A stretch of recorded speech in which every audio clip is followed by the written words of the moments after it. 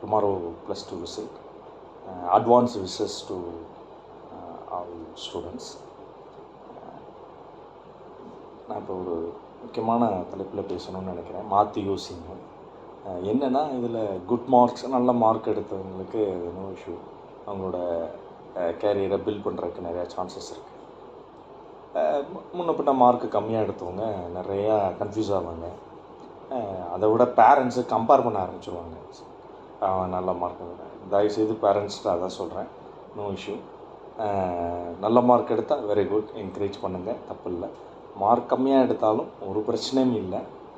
அதுக்கேற்ற மாதிரி நிறைய கோர்சஸ் இருக்குது. அதுக்கேற்ற மாதிரி ஸ்கில் செட்ஸை உருவாக்கிக்கலாம்.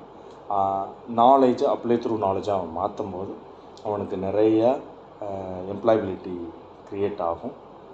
முடிஞ்சால் பெரிய பெரிய ஸ்டார்ட் அப் கூட அவனால் உருவாக்க முடியும். நிறையா வாய்ப்புகள் இருக்குது.